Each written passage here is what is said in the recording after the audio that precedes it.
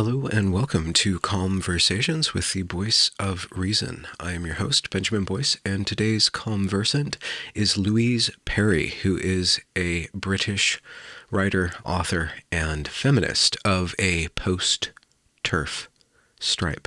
In this conversation, we talk about the limits of liberal feminism and the impacts of the sexual revolution and how they didn't shape up to be exactly liberatory in a beneficial way to women. And we also wonder about what happens going forth with feminism and with women and with men. Altogether, big soup. Check out her book, The Case Against the Sexual Revolution, A New Guide to Sex in the 21st Century. It is loaded with thought and fact and question. Without further ado, here is Louise Perry. You worked for a period of time in rape crisis work and dealing with women directly who have experienced and undergone that. And that was a result. Did you just stumble into that work, or was that like the culmination of other life events leading in that direction? I was volunteering there when I was at university. And then when I left university, I needed a job and they were advertising. So I ended up doing that. And I had intended to stay in it or stay in the charity sector in some sort of way. But I ended up sort of accidentally becoming a journalist in that I'd always sort of been interested in writing, but not that I would ever tell anyone. I was like terribly embarrassed to say that my life's ambition was to be a writer, because it seemed like such a fanciful thing to aspire to. It's like, it's not a real job, it's a crazy job. And but I sold some things I sold some pieces and ended up just kind of on a roll, publishing more and more. And then it got to the point where actually I was earning more money from that than I could elsewhere. And then now we're like 4 years later, and I do so for my bio now, it's different than on the book. I now work for the New Statesman and also for the Daily Mail. So did you expect to very be much for writing American for them? To be writing for the Daily Mail. I know Daily Mail's kind of the right or conservative leaning. Yeah, it's the biggest newspaper in the UK, and it is it's kind of halfway between tabloid and broadsheet, and it's the only newspaper that's majority read by women, and it's a famously conservative outlet. And I'm now writing for them, as well as the New Statesman, which is a famously left-wing magazine. So I'm writing for both. So for British people, their jaws drop at the combination. It won't mean anything to anyone else, but well, but that is interesting that in the very least it displays that you are speaking to two ponds, maybe, or you have your toes in two waters. Maybe. Yeah, deliberately so, yeah. And the issue of women, broadly construed, not even just feminism, but women, the issue, the topic, the experience, the beings,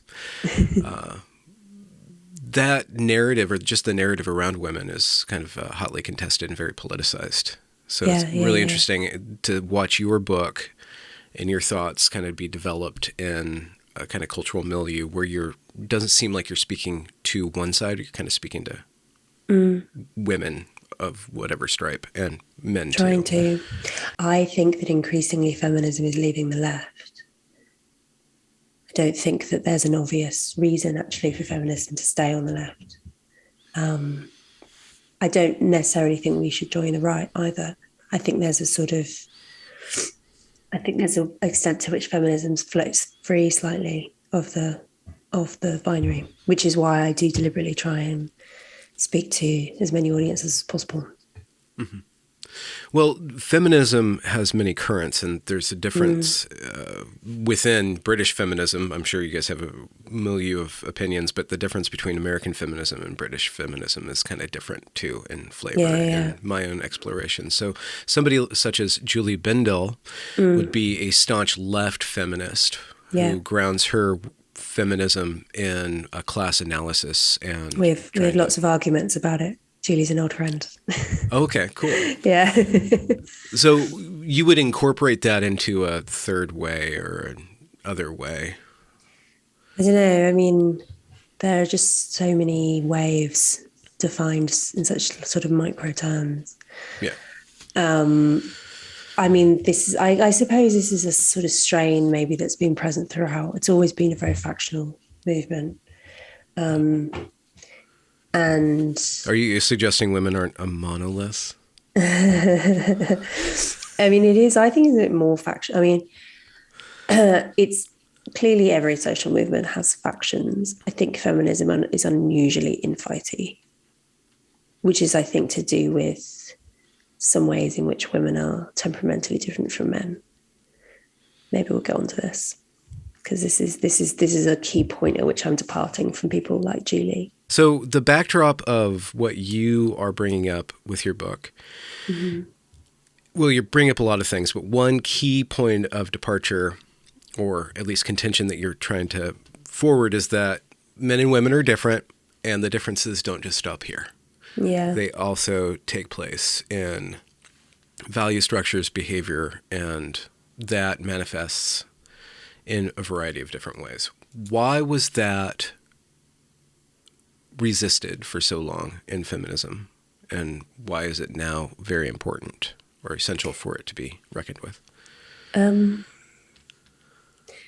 think that it's resisted for very good reason, in that it is this idea of women's psychological differences, and to some extent physical differences, has been historically exaggerated and used against women, right? I forget now exactly the number, but there's this idea in 19th century sort of fledgling psychology that women, because women's brains are smaller on average than men's, so we were, I think it's the missing 9 ounces or possibly 5 ounces, I can't remember the exact number, but because we're missing this sort of crucial quantity of brain matter, it means that we are also inferior intellectually, so there's clearly a long and very ugly history of scientific sexism, basically, and this was used to prevent women's entry to the professions, just to resist suffrage, all of this stuff. So I thoroughly understand the instinct to kick back against anything that sounds remotely like that. I think the problem, though, that we've got to is that, twofold. So one is that it is becoming increasingly apparent as scientific research becomes increasingly sophisticated that those differences do exist. They exist on an average level, and they're not to do with like our brains being smaller, right? They're not as crude as that.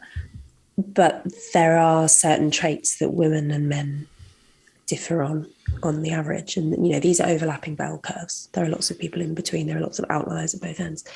The important ones are, women are more agreeable than men are, which in layman's terms roughly means that women are nicer than men, more caring. Women are more neurotic than men are. Men are a lot more aggressive than women are. That difference is pretty marked. And for the purposes of my book, the important trait that I'm interested in is sociosexuality, which is what psychologists call one's desire for sexual variety, which is a relatively fixed psychological trait. I don't think anyone will be surprised to hear that men are higher in sociosexuality on average than women are, despite, outliers, etc. Lots of throat clearing. There are exceptions, but on average, that difference is quite marked, which at the population level becomes very obvious. I think that it has been an error for us as women, as feminists, to reject disciplines like evolutionary psychology, which are interested in these differences and where they have come from in our evolutionary history, even though the temptation to do so comes from this idea that, these are all a bunch of sexists and we can't sort of legitimize their project. I think doing that has to some extent allowed the discipline to be dominated by the sexists. There's been a very little feminist steering of any of this research. and I think that's to our detriment. Well, feminist or female? Either. Yeah.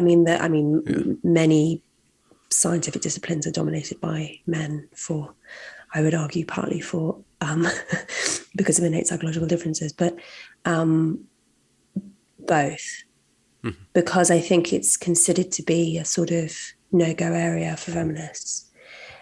And I mean, you'll probably remember the James Damore incident at Google. For listeners who don't, James Damore was a Google engineer who wrote a memo laying out the reasons he thought why there was an underrepresentation of women in particular roles at Google. And he argued that it was to do with the fact that women were on average less interested in the sort of hard sciences that were translated on into average. certain, on average. And so you would expect, and because people at Google have to be like insanely off to the right of the bell curve in terms of their interest in hard sciences and maths, and just being generally a bit autistic, frankly, you would just expect there to be fewer women at that end of the tail, and therefore you would expect fewer women to be represented at Google, which is indeed what we see. You do see more women in things like HR, communications, all the stuff that requires soft skills. Women are very good at office politics on average, right? Is that a soft skill though? Because those get kind of sharp, you know. Calling them soft skills kind of sometimes very aggressive skills. Teeth. Yes, indeed. But these are the sort of domains in which you expect to see more women.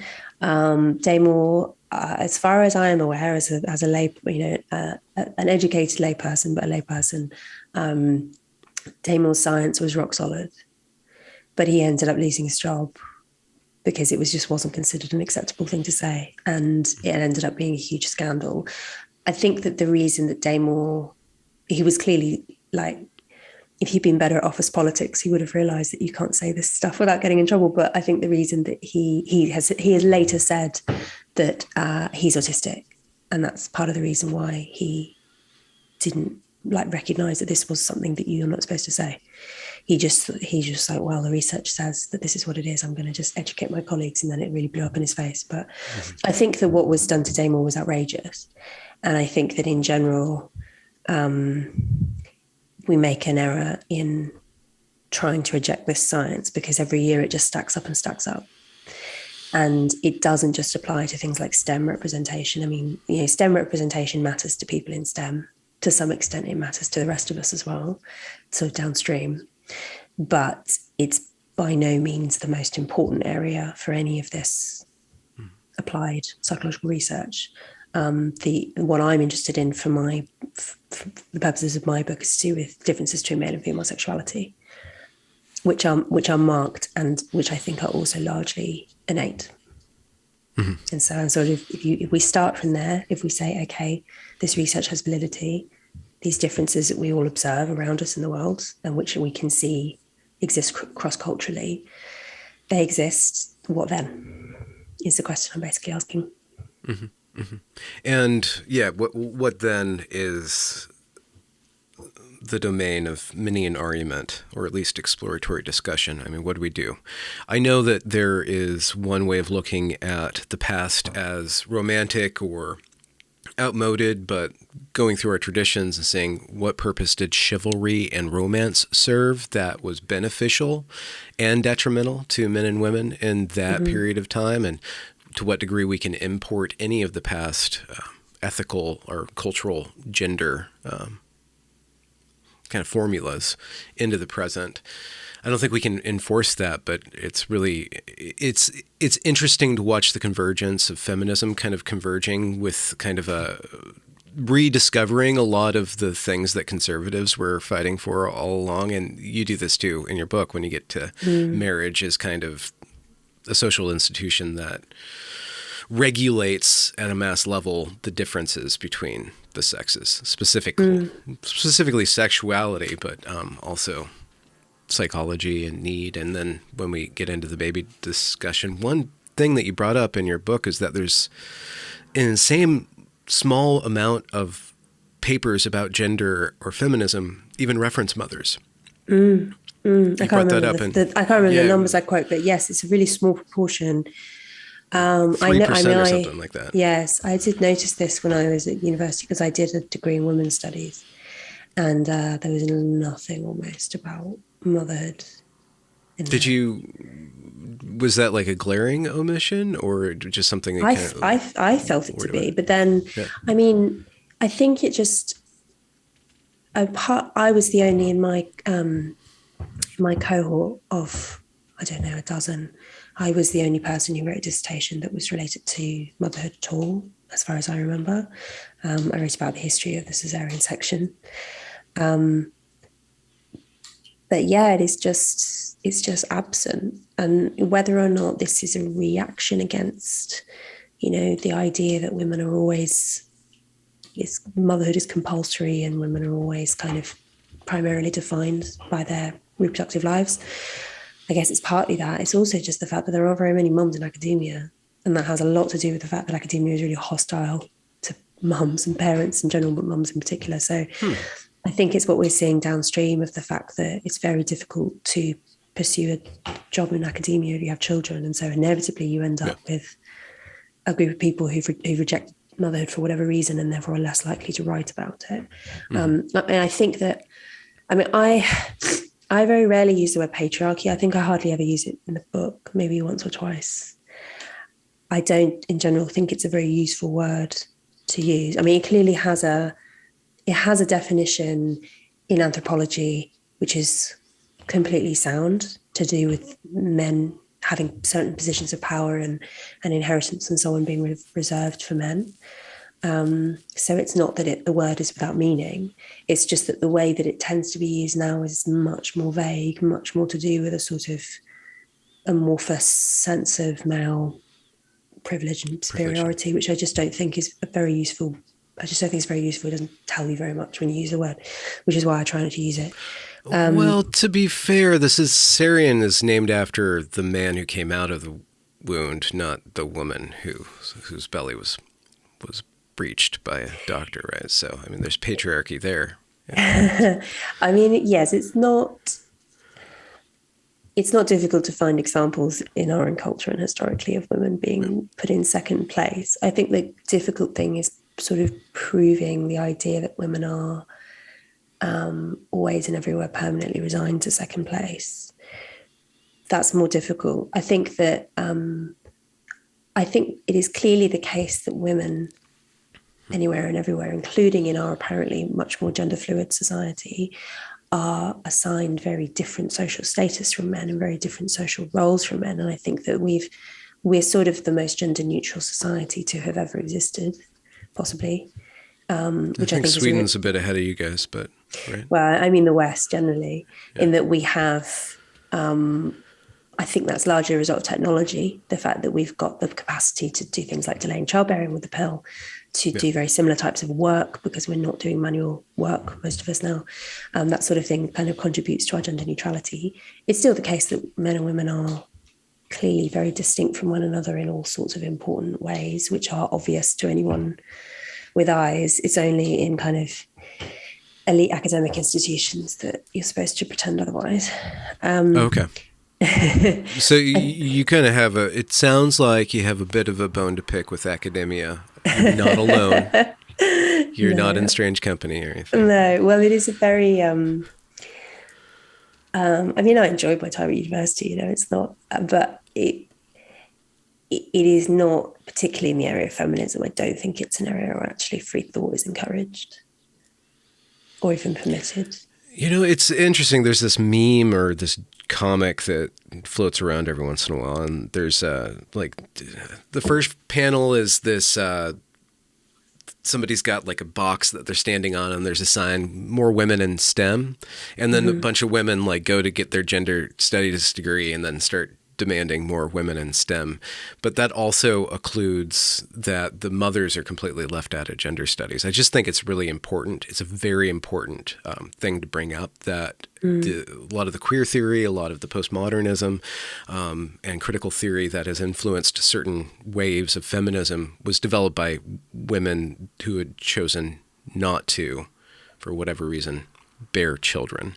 And that feeds directly into very fundamental clash at the basis of liberalism, which Yes. is the conception of the human being as this individual, autonomous, Yes. rational agent that does not add up when you look at the baby and the mother. And you have to Yeah. just kind of cut the beginning and end of life Yep. out of the picture, and it's just not realistic. So when I completely agree. when we get to the point where we start to grapple with the baby and the mother and care and dependency, that is where I just perceive on a intuitive level, women intellectuals are going to have a huge contribution, and should be who we're looking for to start to theorize about that and make a more holistic worldview.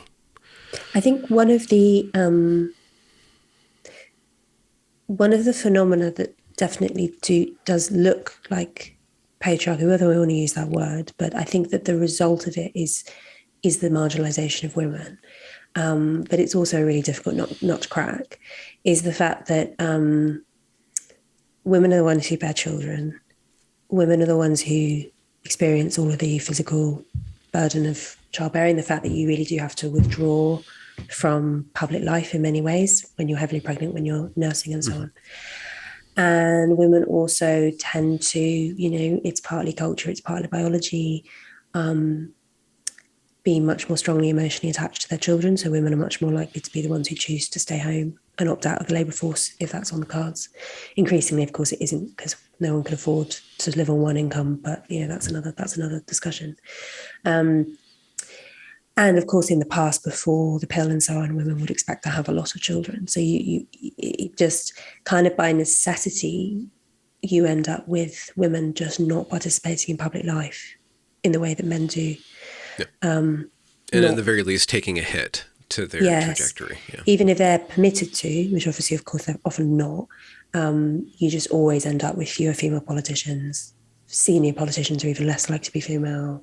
I mean, there are all sorts of exceptions. I mean, we in the UK might be about to have our third female prime minister. Isn't it? Cool. This is changing. Wait, but sorry, Thatcher. Who's the second? Theresa May, and now we might have Liz Truss.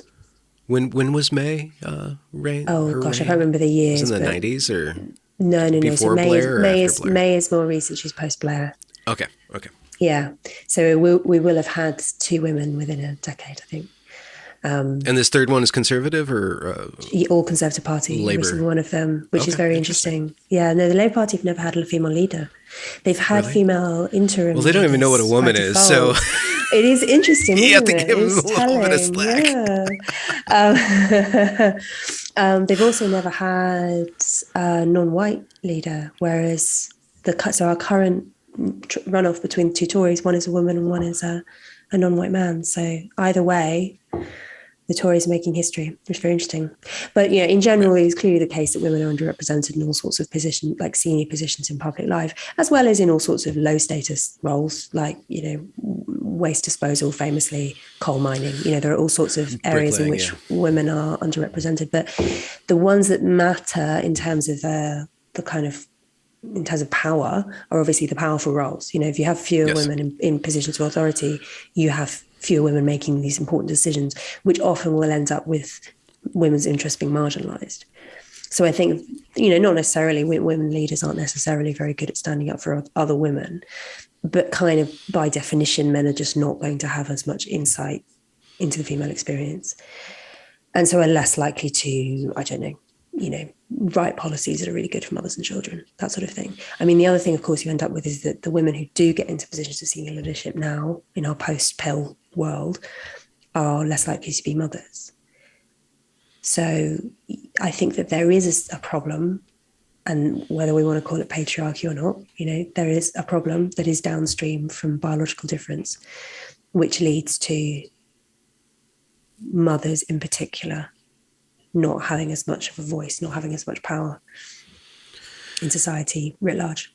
Is it fair to summon the trope of the hand that rocks the cradle, is it fair to begin to cede some admiration or respect, at least to women, and therefore kind of explore the power by saying that the role of mother and the role of wife is actually very influential, just inwardly, not outwardly? Is that fair?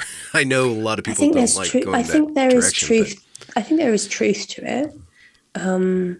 Traditionally, women had immense power as, say, Sunday school teachers, as teachers in general, still a very female-dominated profession. And as mothers, I think, though, that there's a limit to that power. And I think that I think it is important to have the interests of women and mothers in particular represented in important areas of public life. So on that issue, I am aligned with pretty much all other feminists. I don't think any feminists really disagree with that position. But I guess that I'm coming at it in a slightly, my explanation for it is a little bit different. I think it has more to do with biology than it does to do with patriarchy as dark matter. Yeah. But we're reaching basically the same conclusions. The invisible dark god of patriarchy. Yeah. It's very Gnostic. But so practically the way that would actually happen, with mothers taking the hit necessarily and then kind of being sidelined explicitly and implicitly from public life, is through associations, is through mothers relying on each other or building associations to then lobby. They would have to work in concert in order to affect things. I think that's where you see the levers of power being eroded, at least in the West, is through these associations, people coming together under a certain cause. Now, activism has a lot of different faults to it, and any sort of group maneuver has a bunch of different faults to it. But if you were able to design your own mom-friendly feminist lobby group, like what would be the goals or the principles that would define it? Have you heard of Mumsnet? Yeah, I've heard of them. I think they've heard of me, more importantly. Have they? It is a very large parenting platform in the UK. Okay. And it has been the site of a huge amount of collective action against trans activism. Yeah. To the extent that it's become infamous among trans activists for being a sort of ground. I think I've read it described in the press as the ground zero of British transphobia. Okay. And of course, it's not a coincidence that, not everyone on Mumsnet is a mum, but they primarily are. And it's, I don't think it's a coincidence that they are absolutely not having it with all of this sort of erasure of biological difference. And it's interesting. When did you stumble on them? Oh, I don't know. I've known about Mumsnet. Have you been participating in it for a decade? I just want kind of like a time frame, generally speaking. I don't participate. I'm a lurker. Although I did recently do a Q&A on Mumsnet about my book, but in general, I'm a lurker. But I've been like reading Mumsnet for at least a decade. Okay.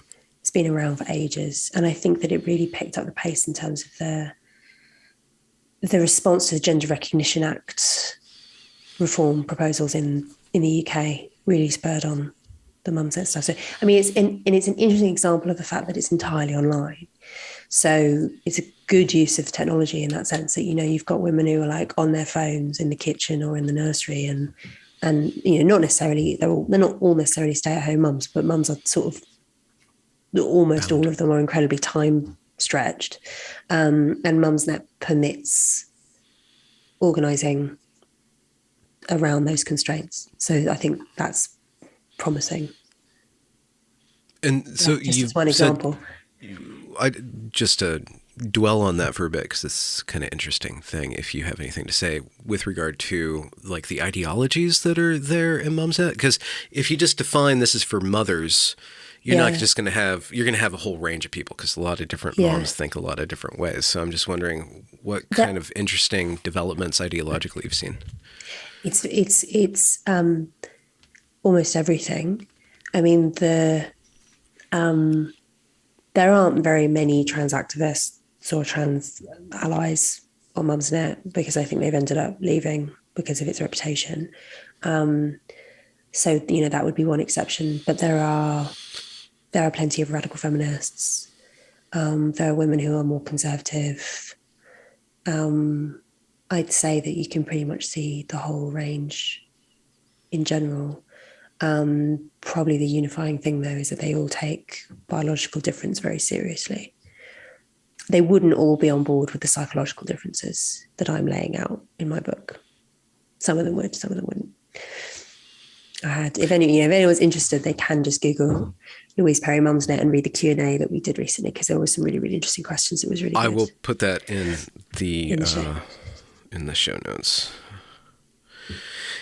Okay, to get back to something that I find fascinating, is that you said that feminism is a famously fractious movement. It's very interesting because when we go through the psychological differences between males and females, you find that females are both higher in neuroticism and higher in agreeableness, but they also do a lot of very highly social, it's called relational aggression or verbal aggression and stuff like that. So it's interesting to watch, in my very limited exposure to just radical feminism, the way that these groups kind of come together, and then they break apart, and then they come back together, they break apart. And it just seems really inefficient. And it seems like if you were designing an army to get something done, certain behavior patterns are actually not good for getting things done. How do you see that being regulated?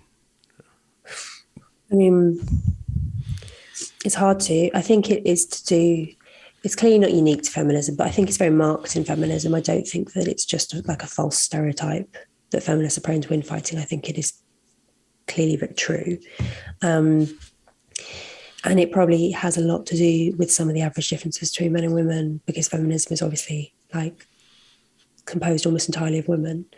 So things like feminine styles of aggression, which are non-violent, which are much more to do with damaging reputations and spreading gossip and all this kind of stuff. You see that in feminism all the time. It's like darkly comic that you'll see women who are otherwise very gender non-conforming be extremely gender conforming when it comes to their styles of aggression, but not necessarily aware of it. Another thing that feminism is really prone to, and which is also holds true in girls' schools, for instance, in other female-only spaces, is tall poppy syndrome. That's a very long-standing thing in feminism, that women who sort of are unusually successful or seem to be presenting themselves as leaders will tend to be torn down, which isn't very good, I think, probably for the health of the movement. I don't really know what a solution to it is. I mean, I personally find that I'm given, having recognised this, having realised that this is a problem within feminism, I make a conscious effort not to behave in those kind of ways. And I try really hard not to sort of succumb to all of the infighting. I don't really know there is another solution. It's just the nature of, in the same way that all male groups will tend towards having fist fights. So famously armies. Famously militaries need police forces attached to them because the men are always brawling with each other. Women don't do that. we just spread false rumors about our enemies. It's just the nature. The policing is also distributed too. There's a lot of tone policing, language policing, keeping people in line with but it's all non-violent. I think that if you want a really beautiful example of what feminine aggression looks like, look at Twitter. Because by definition, Twitter cannot be violent. It forecloses the possibility of violence by the nature of its being online. And so the only aggressive tools you have available to you are the feminine ones. Yeah. That's why everybody turns into a bitch online. Yeah, absolutely. Yeah, it's like being at high school again. Yeah. Yeah, which is another. I try not to use Twitter very much. Really? Partly for that reason, yeah. Well, you're a wise woman. I read a lot of Twitter, but I try not to post very much. Yeah, lurking. That's Yeah, your style. lurking. And Yeah, then you just like that's pop my out a online persona. article or or a book every once in a while. So one really awesome frame that you use, I'll have to rely on you to give me the direct quote, but you kind of, at the very beginning of the book, you say that the goal is something about trying to figure out a way for men and women to work harmoniously in order for society to continue to function. That's kind of my take on this too. Like, you have men, you have women, we're different, we're fun, we're funny, we're terrible, but we have to get along somehow. Yeah. And without us, there's no more us. So we have to really figure this thing out. And Yes. angling in that direction rather than liberating women from the patriarchy or something along that line is just, from the beginning, is much more constructive. So what have you begun to construct with that as your kind of your guiding principle? Yeah, the anti-separatist view. Do you know Nina Power? Have you come across her? Yes. Yeah, she's a friend of mine. Heterodorks podcast? I'm sure. No, that's Yeah, Nina Paley. She wrote. So Nina Power is a British philosopher and writer. She writes for she's an editor at Compact magazine now, and she wrote a book earlier this year called "What Men Want," which is about masculinity. It's a great book. And she makes this slightly mischievous observation that political lesbianism and the men going their own way, MGTOW, however you're supposed to say it, online movement, of basically two sides of the same coin. I mean, political lesbianism might have more, but like the motivations behind it might be stronger. In the many observations that political lesbians make about the nature of domestic violence and women's vulnerability and the burdens placed on women through childbearing, it's all true. Their solution to it is for women to just opt out, presumably with the long-term goal of the species just ending. Like that seems to be the only possible route. And MGTOW have the same reasoning, basically. It's just that it's men going in the opposite direction. So Nina's quite right to draw that parallel, even if it's a slightly well, I don't think, even if they are two sides of the same coin, I never foresee a moment where the political lesbians lay down with the men going their own way. They're never going to be bedfellows. No, and nor do I think either of them are ever going to be very persuasive to the general public. No, because most people are straight and most people want to have kids, and both of those endeavors rely on the opposite sex to some extent. With the reproduction one, you can try and work around it, but it's the nature of egg and sperm does necessitate some male-female collaboration. And I think that the goal has to be, how do we get along? I think that is, in a way, the sort of central feminist question of how do we get along? And the argument that I want to make is that you have to start from the recognition that there are certain imbalances that aren't going away, and in particular when it comes to sex, and particularly to casual sex, I think that women are at a disadvantage on an innate level in some really important ways. The fact that we're smaller and weaker than men by quite a lot, particularly when it comes to upper body strength. The fact that we get pregnant, so we have to suffer the consequences of an unwanted pregnancy. The fact that we have to be the ones taking hormonal birth control with all of the side effects that often means for women. And the fact that women actually just want to have casual sex less than men do, on average. There are exceptions to that, but the differences are fairly clear. You just ask women, like, how much do you like casual sex, and they're actually quite blunt about it generally in surveys. And I think when you look at it like that, you think, hang on, why would you possibly want to sell this idea as some form of feminine liberation? Least of all from patriarchy. If the weight is so heavily loaded against women in this regard, why should this be considered pro-women at all? I think that the urge towards liberating women from sort of bourgeois sexual norms and allowing us to have sex like men and to imitate male sexuality, which is basically what the sex positive movement is. It's about encouraging women to have a more masculine style of sexuality, is based on the premise that the differences between us are soluble if given enough political pressure. Yeah.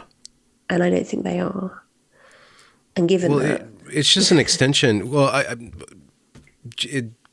shooting from the hip, encouraging women to have or to embrace masculine forms of sexuality could be seen as just the next step of encouraging women to value and chase masculine forms of power. Yeah. I think that is the reasoning. Absolutely. And I think that encouraging women to chase masculine forms of power was also a flawed project, which is not one I engage with very much in this book. I might in a future book. I think that you just take the power. You don't have to explain it. Just take it. And then write a biography. This idea of women, this fundamental idea to liberal feminism that sort of regards the ideal individual is a masculine individual, whether or not you say it as such. I mean, it was, as you were saying at the beginning, about the fact that liberal individualism is completely incompatible with motherhood, because mothers aren't individuals, not really, and babies definitely aren't individuals, and old people and disabled people. You know, there's so many exceptions to the idea of, and you can't reduce that to. You can't reduce that to market. You can't just assign a value of emotional labor and care labor and then somehow figure out an extraction and redistributive method other than marriage. You can't have the government do that. The government can't solve that problem. The market can't solve that problem. Try as we might. I mean, this is a non-stop political question in the UK and elsewhere. How do you deal with issues to do with childcare, for instance? Yeah. Because the old method is that women stay home unless they're so poor that they have to go out to work. I mean, historically, women working is a sign of terrible poverty. I remember my great-grandmother, who came from a middle-class English family and ended up going out to Australia. She worked, before she got married, she quite liked working. She worked for a period when they were low on money. And then as soon as they weren't low on money, her husband was like, you can't possibly go out to work. I'd be completely humiliated. Because that's the era when women working is a sign of that the family is in strife, right? It's not a good thing. And then post-sexual revolution, we have reconceptualized women going out to work as being a sign of freedom and empowerment. And clearly there are some instances when it is. There are some jobs which are genuinely interesting and fulfilling. I have such a job, for instance. They exist. But, you know, you actually look at the polling data, you ask women what they want, they overwhelmingly want to spend more time with their children than they are currently doing. They want to have the option to stay at home. That biological, you know, link to your baby is immensely strong. I'm lucky in that I'm able to kind of have the best of both worlds, mostly in that I work from home and I do something very interesting, and you know, but your baby's just right off camera, right? That's why you're speaking. So he's upstairs asleep. Yeah, I do just speak quietly. The drive, though, to have women participating in the workforce, like full stop, in all circumstances. The way that this gets discussed by politicians in this country and elsewhere is just crazy, including conservatives. You know, the Conservative Party in this country is dominated by people who are actually double liberals. Like, you know, they're liberal on the economy and they're liberal on social issues as well. And they will tend to view women who are at home looking after children as basically wasted labour, because they're not contributing to GDP.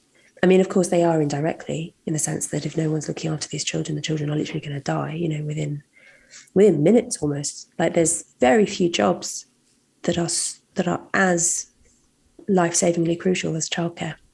Because as the mother of a toddler, I can tell you, they try and commit suicide every few minutes. So you're like, it's very important work, as well as all of the role of, you know, moral guidance and education, and everything about it is extremely complex, sophisticated work, right? Raising children, as well as having more routine menial elements to it.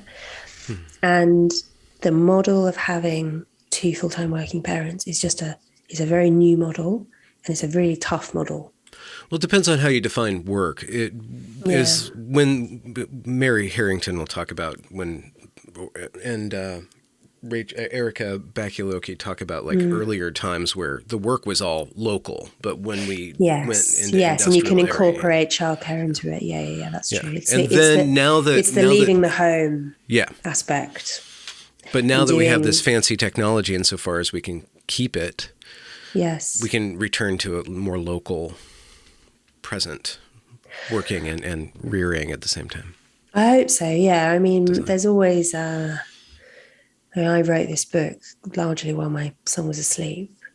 It's achievable. Inside you and outside of you too. The whole process. Yeah. I wouldn't recommend it, honestly. It's not a very relaxing way of writing a book, no. But it's achievable, and there are some other jobs for which that's also true. It is achievable, but it's difficult. There is a wisdom to the stay-at-home mother model. It wasn't just about oppressing women, even if that was also its effect in some senses. It was also about who the hell is going to look after these children. And the problem that we come down to is now the sort of preferred model by most, by liberal feminists in particular, by most feminists, is the state childcare. I mean, at the very least, state subsidised, if not actually state-run childcare. And the problem with that model is that it's not very good for children. It's okay, but if every bit of research agrees that children do much better when they have a consistent, loved adult in their life. It doesn't necessarily have to be mum, but it is often mum or dad or, granny, nanny, whatever. The institutionalized model, where you have a kind of rotating cast of staff and lots of children being looked after at the same time by strangers for money, is a very novel model historically. It's not great for children. And I don't think it's very good for mothers either, because if you look at, how happy Oliver Twist, mothers report being. What? If you look at how happy mothers report being, that, it's really not obvious at all that this is improving women's lives at all. But this is the kind of the socialized system is the one that's basically being presented to us as the obvious route to feminist accomplishment, Yeah. There was a tweet not too long ago by Joseph Biden. He's the president of my country, America. I think I've heard of him, yeah. He tweeted something about... it was just so odd. I should have pulled it up. I didn't know we were going to be talking about this, but the way that he framed motherhood as we need to get women back to work. Women are just all they're doing is caring for old people and children. We need to get them back to work, and we're going to subsidize caregivers to come. So they're wasting time. Yeah. So you're going to hire somebody to care. Yeah, and you're normally going to import them from a third world country. That's also part of the model, right? That you end up with this vast labour force of low-skilled workers to do work that isn't actually low-skilled.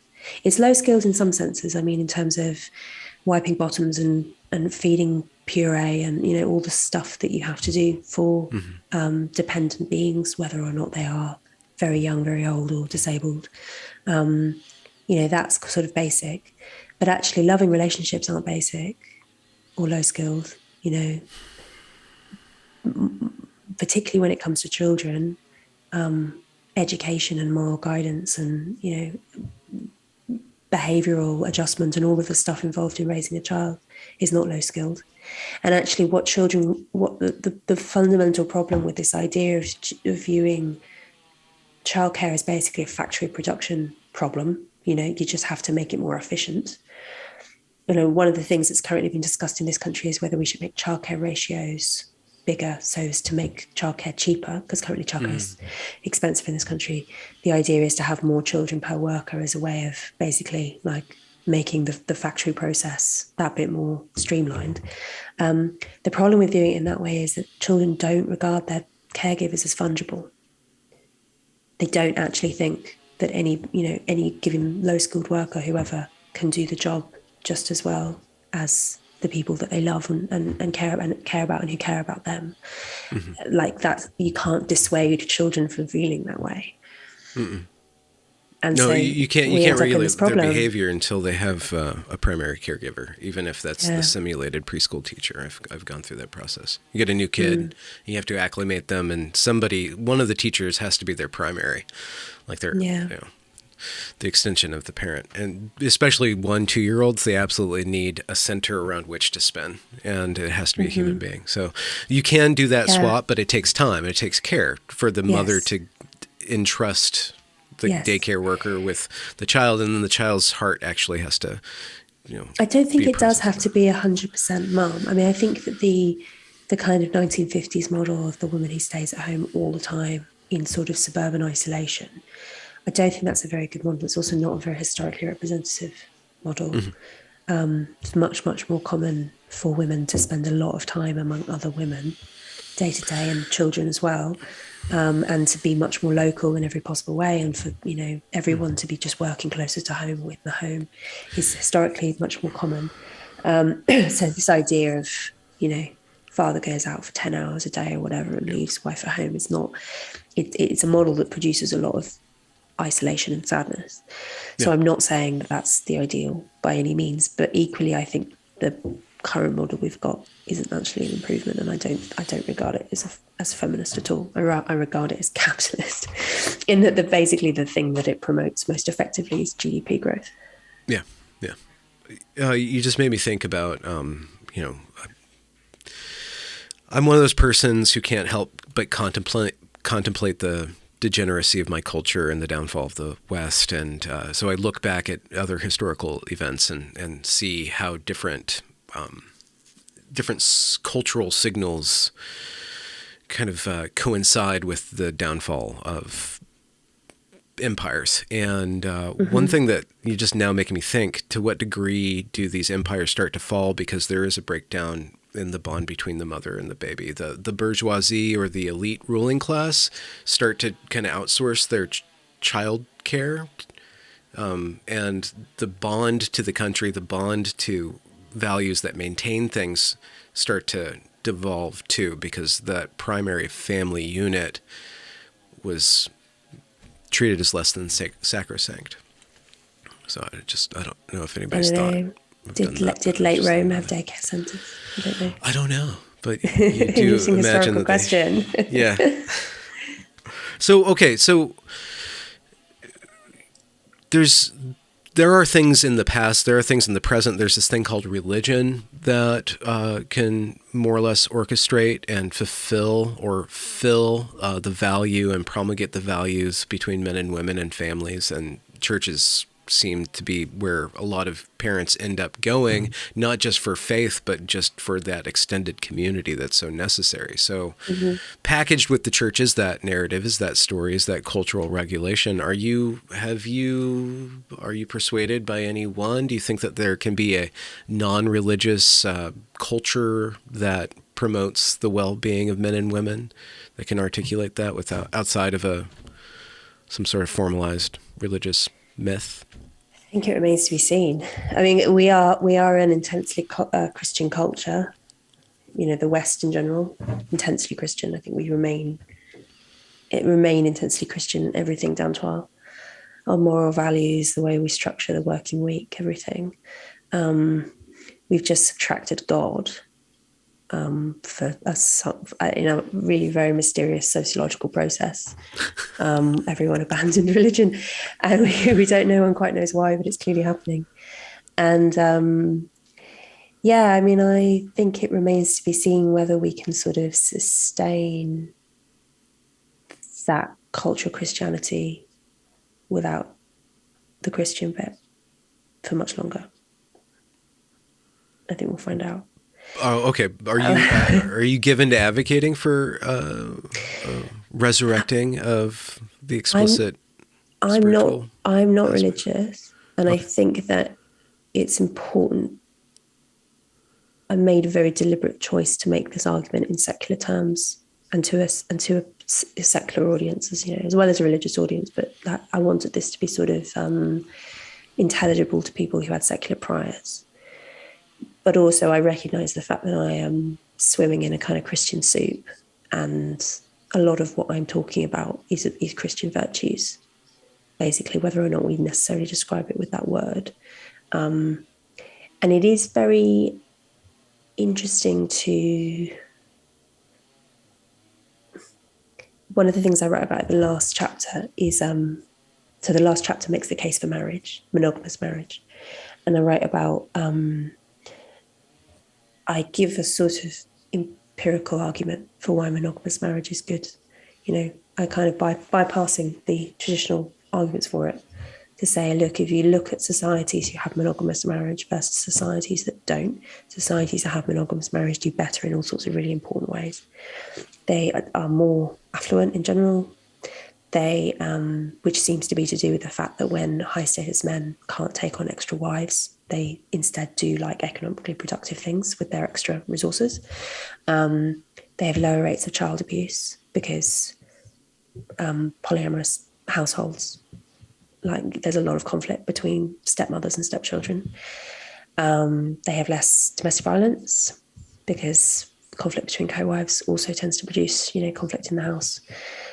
They have less crime because you don't have this well of unmarried men who don't have any reason to sort of behave themselves. You don't have any incentive to shape up and be pro-social. There are all sorts of ways in which it's just empirically a lot better to be in a society that has a monogamous marriage system. And most actually societies on the anthropological record haven't. There's only about 20% of societies on the anthropological record that have been monogamous. The rest pretty much have been polygynous. So, high status men having multiple wives. Almost no one is polyandrogynous. Yeah, it's very, very rare. It's got to be very under very rare, specific and it's not normally conditions. to do anything to do with sort of female empowerment. It's normally got... And the husbands are usually brothers too, so it works out on the genetic game theory too. Yeah, so it tends to have some much more sort of peculiar material reason behind it. But the monogamous system has ended up being very, very successful over time, and that seems to be the reason why it's as prevalent as it is, even though it doesn't actually serve the interests of high status men. Most high status men, if given the choice, would take on multiple wives for obvious evolutionary reasons. But if they're prevented from doing so, it's actually better for everyone else, which is why it's been described, I can't remember by who, but some wag has described it as sexual socialism. Wait, in a sense, sexual socialism. Monogamy is? Yeah. Because it prevents the rich guys from just accumulating more and more wives. And monogamous marriage is it's a Christian thing. It's not unique to Christianity. It comes, from antiquity in some ways. But the sexual revolution of the first century, the Christian sexual revolution, is a very, very interesting historical event, in that in the Roman world, it really was not considered, like Harvey Weinstein's behavior would not have raised an eyebrow. The idea that men should have sexual access to their social inferiors was completely unquestioned. This is a slave society where you have vast numbers of mostly women, but also men enslaved in sex slavery, where buying sex is the same cost as buying a loaf of bread. This is the world in which Christian sexual ethics emerges. And Christian sexual ethics is extremely unusual in that it says not only that women should be chaste, basically every culture says that women should be chaste, it says also that men should be chaste, in the sense that men should be faithful to their wives and they should get married to one person, they shouldn't have sex before marriage. That's so radical. That's a crazy thing to say in that cultural context. And yet, of course, we know that it caught on. Initial converts to Christianity were mostly women, in part because the sexual ethics that was being proposed served women's interests so much better than the status quo. And I think that that's worth bearing in mind, because it's not to say that we should just be, wholesale adopting whatever Paul tells us to. It's because the way that feminism is set up as a kind of with this very narrow historical window of the last maybe 100 years max, is as feminism in opposition to religion, and feminism, tearing down these oppressive patriarchal constructs and us all kind of being liberated. And I say, clearly there's an extent to which that's true. Religions are very, very complex cultural artifacts which contain a lot, and sometimes they contain ideas or structures which were derived from a time with very, very different material circumstances. To say that we should be imitating wholesale all of the behavior of people living in the desert with incredibly high infant and they clearly were living very different lives, and I imagine many of their not eating shellfish, whatever it is, makes sense in their time, and also when it comes to morality, makes sense in their time, doesn't necessarily make sense in ours. So I'm reluctant to say that we should just sort of swallow the Bible whole, even if we could all agree on what it says, which I don't think we can. But also I don't accept this idea that necessarily shaking off Christian sexual ethics is the route to women's well-being, because it's evidently the case that lots of non-Christian societies have been a hell of a lot worse for women in all sorts of ways, at all sorts of periods in history. And this fundamental progressive idea that everything, which of course comes from Christianity, the irony of it's like the idea of history having a shape and it's all ascending to the kingdom of heaven eventually, that things get better and you just have to kind of shake off the past and keep pressing the freedom lever again and again and again, make us all more free. The problem with us being more free is that the playing field isn't even. If you're dealing with a situation of sexual asymmetry where you have one sex who are just in sexual terms much more powerful innately, physically and in other ways too, yes, freeing that group of people is not at all necessarily going to result in greater safety and happiness for the other half, not by any means. And I think that is the sort of the fundamental error within the liberal feminist view of this. And I think it does largely come from sort of setting up Christianity as a straw man opponent, particularly in America, less so here. But I think in America, because the Christian right is very powerful in America, and because abortion has been the preeminent issue for such a long time, you can see why it would end up having that very binary view. Yes. I think, though, that it leads us astray to view it in that way. Abortion aside, let's dodge that one for the time being. One thing that would be difficult to convince women is giving something up, that there has to be a trade-off there, that if we are to figure out what makes us happy, it might be the case that women dressing in certain ways doesn't lead to the outcomes that they necessarily want, or it doesn't. Tempting men and then blaming men's attention or men's nature on the way that a woman presents herself. I'm using a very low resolution argument, but one thing would be to start to encourage chastity or start to encourage modesty. And in that exchange where women begin to act more modest, and then they demand of men to be more modest too. Like there's this exchange of giving up. But if everybody's if we're stuck at, we can't tell other people what to do, or we can't say that certain actions have consequences, then we can't fix or change any sort of the levers of the tensions between the sexes and the reality of the tensions between the sexes. So I don't want to tell women what to do, but if things are going to change, somebody's going to have to do that. I think it might happen spontaneously, to be honest. And I'm not sure if women are like natural slut shamers. Like going back to this issue about feminine aggression, slut shaming is actually generally, like women's. Yeah, they always blame it on men, but it's women who do it. Yeah, men do it too, but men tend to do it. Men tend to be very protective of the chastity of their wives and daughters. Yeah. And maybe sisters, other kin. And mom jokes too, they don't like those. Yeah. It's a protecting family honor is very important to men often, but they don't care about it generally. They don't care about protecting the chastity of a woman they're buying sex from. Like they're quite happy for there to be some women who are sort of reserved for the non-chaste category. It tends to be women who direct that kind of shame at their peers. And I don't think it's ever really gone away, to be honest. I think that we have a sort of, there is a tightrope that young women walk, which is quite a difficult one, where on the one hand, they have to be up for it. They have to advertise the fact that they love being choked. They have to, imitate porn and so on. This is clearly something that young women are reporting more and more as a consequence of porn culture, that the pressure is on to be very sort of publicly sexually available, with all of the downsides that brings. I mean, the reason that teenage girls go out in miniskirts and crop tops and stuff is not because they want like horrible, ugly men to be sexually assaulting them. It's because they want to be attracting the attention of men that they like.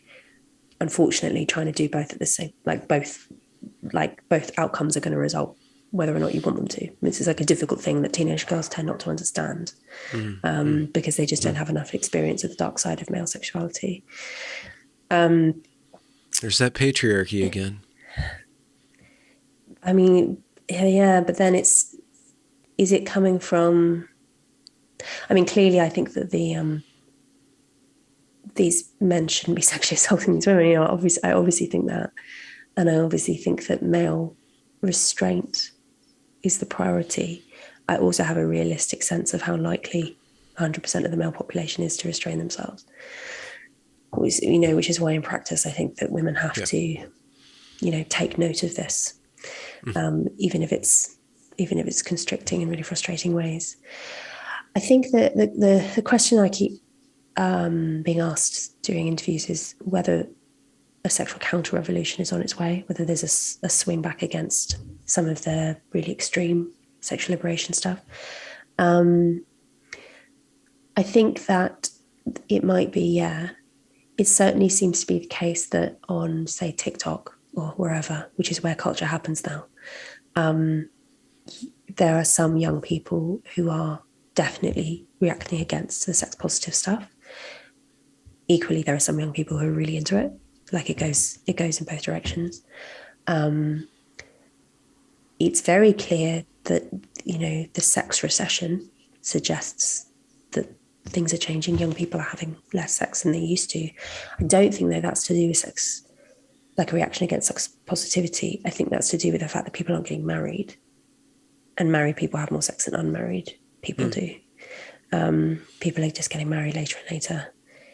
And also, to some extent, you're ending up with that kind of de facto polygyny, in the sense that things like on dating apps, you see that you end up with the high status men having lots of partners and the low status men having none, because we've removed the monogamy restriction.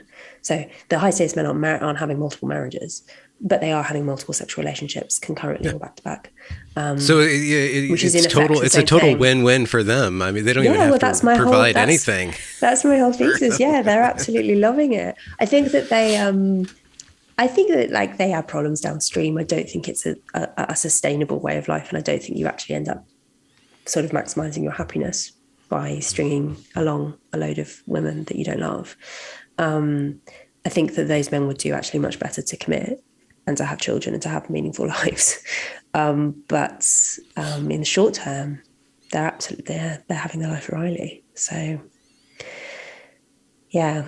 The sexual counter-revolution thing, I don't know. I mean, I think it's worth bearing in mind the sexual counter-revolution is not, for all that I despair at elements of sexual culture that we're in now, I'm also acutely aware that there are worse alternatives.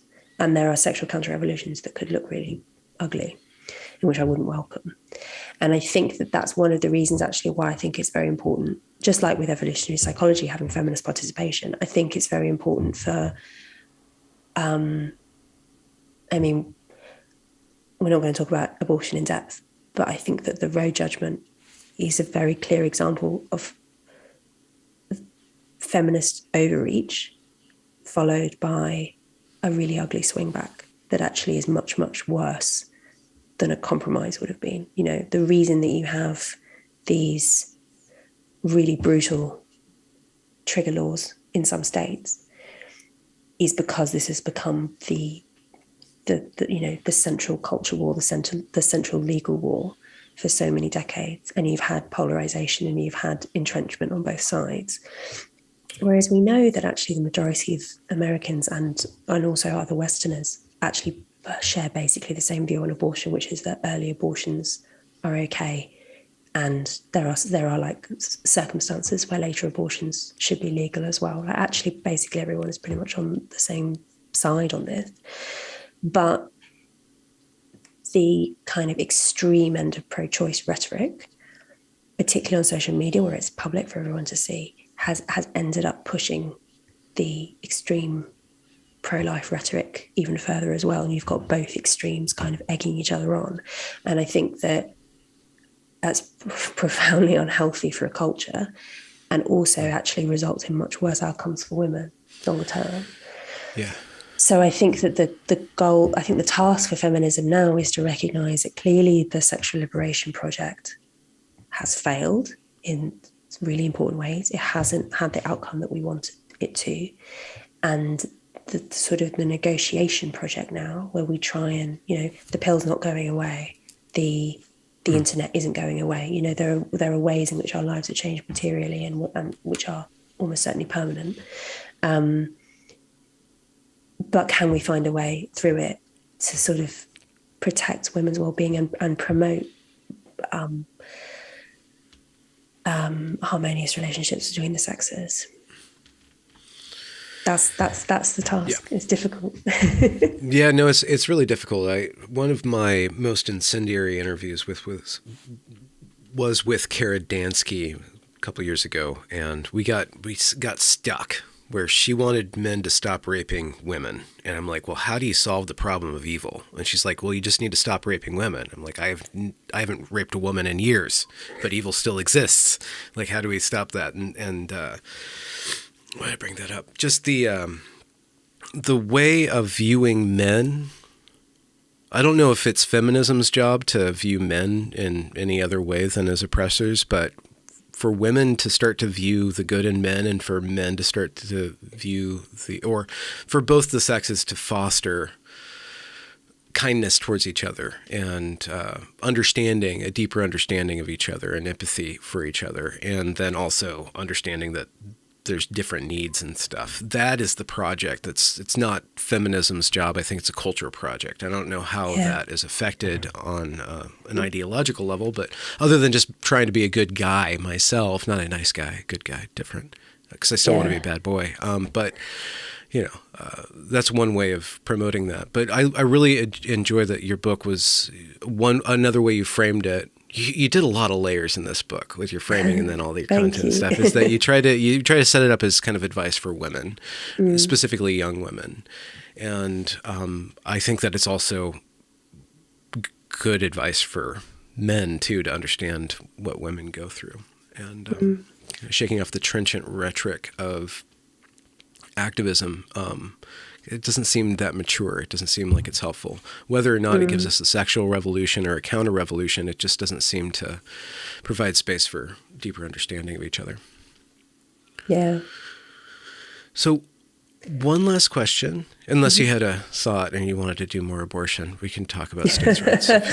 No, thank you.